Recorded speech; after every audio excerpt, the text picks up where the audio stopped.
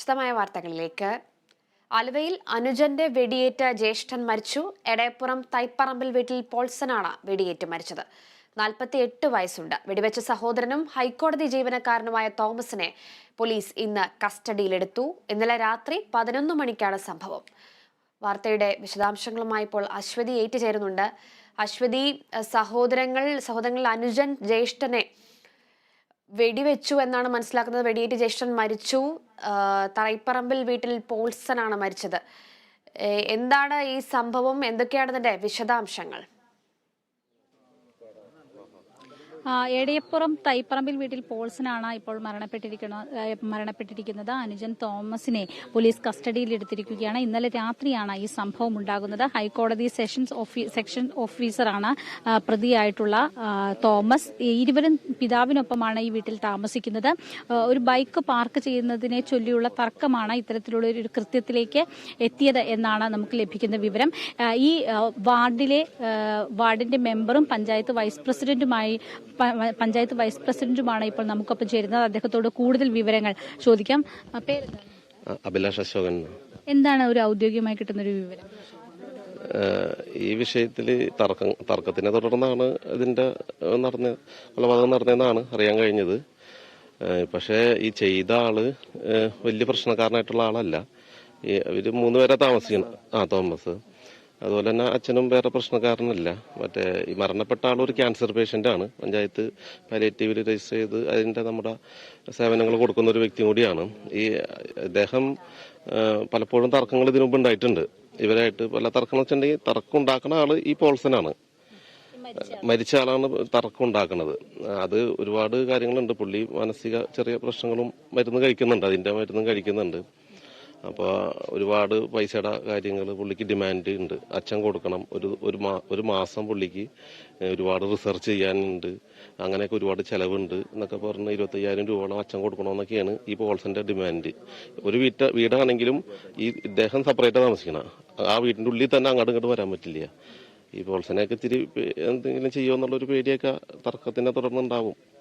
പരാതി എന്തെങ്കിലും അച്ഛന്റെ ഭാഗത്തുനിന്ന് അങ്ങനെ എന്തെങ്കിലും നേരത്തെ ഉണ്ടായിട്ടുണ്ട്? ഇപ്പൊ നമ്മുടെ DGPക്കും കളക്ടർക്കും ഉൾപ്പെടെയുള്ള കാര്യങ്ങൾക്ക് പോൾസൺ വെറുതെ ഇരുന്ന് മെയിൽ അയച്ചുകൊണ്ടിരിക്കും. എന്തെങ്കിലും കാര്യങ്ങളൊന്നും ഭക്ഷണം കിട്ടില്ലെങ്കിൽ പോലും കുറ്റപ്പെടുത്തി മെസ്സേജ് അയച്ചുകൊണ്ടിരിക്കും. വീട്ടിൽ ഭക്ഷണം കിട്ടണില്ല, എത്തിച്ചെന്നു പലതവണ നമ്മളടക്കം കൊണ്ടുപോയി കൊടുത്തേക്കണതാ.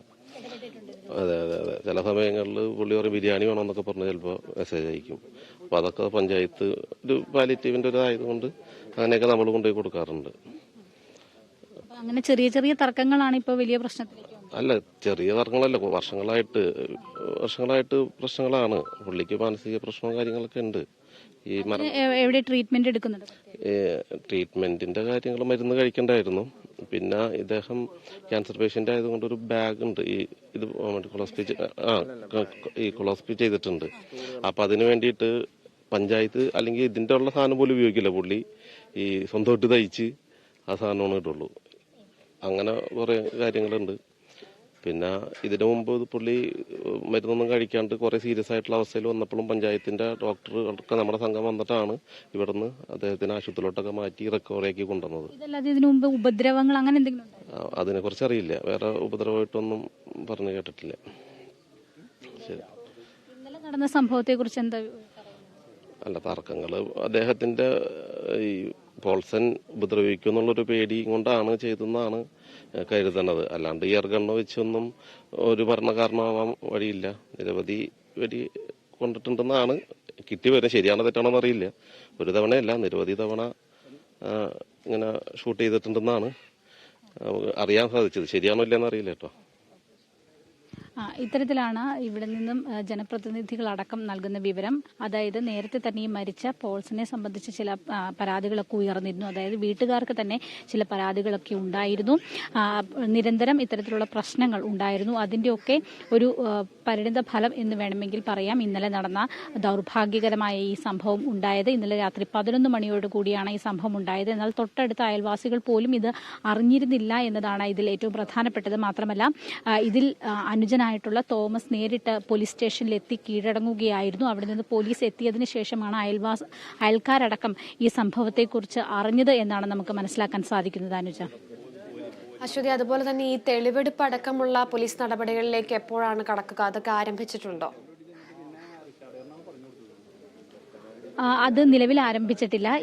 ഇവിടെ ഇപ്പോൾ ഇവരുടെ പിതാവ് ഈ വീട്ടിലുണ്ട്. മാത്രമല്ല ഇവിടെ എല്ലാം പോലീസ് സീസ് ചെയ്തിരിക്കുകയാണ്. പോലീസ് ഇവിടെ എല്ലാം റിബൺ എല്ലാം കെട്ടി അകത്തേക്ക് ആരെയും പ്രവേശിപ്പിക്കുന്നില്ല. അതായത് തെളിവുകൾ ശേഖരിക്കേണ്ടത് അത്യാവശ്യമാണ്. അതിനുള്ള നടപടിക്രമങ്ങൾ പോലീസിന്റെ ഭാഗത്ത് നിന്ന് നടന്നു വരുന്നതേ ഉള്ളൂ. എന്തായാലും ഇരുവരുടെയും പിതാവ് ഈ വീട്ടിൽ ഇപ്പോഴുമുണ്ട്. അനുജ,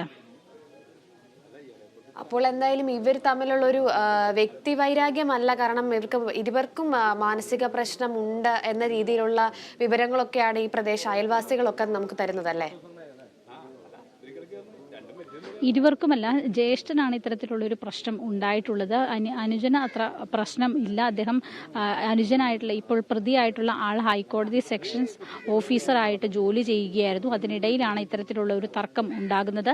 ആ തർക്കത്തെ തുടർന്നാണ് ഈ ബൈക്ക് പാർക്ക് ചെയ്യുന്നതുമായി ബന്ധപ്പെട്ടിട്ടുള്ള ഒരു തർക്കമാണ് ഇന്നലത്തെ സംഭവത്തിലേക്ക് നയിച്ചത് എന്നാണ് നമുക്ക് മനസ്സിലാക്കാൻ സാധിക്കുന്നത്. അനുജ, ശരി, വ്യക്തമാണ് അശ്വതി. ആലുവയിൽ അനുജന്റെ വെടിയേറ്റ് ജ്യേഷ്ഠൻ മരിച്ചു. എടയപ്പുറം തൈപ്പറമ്പിൽ വീട്ടിൽ പോൾസനാണ് മരിച്ചത്. ബൈക്കിനെ ചൊല്ലിയുണ്ടായ തർക്കമാണ് വെടിവെക്കാനുള്ള കാരണമെന്നാണ് മനസ്സിലാക്കുന്നത്.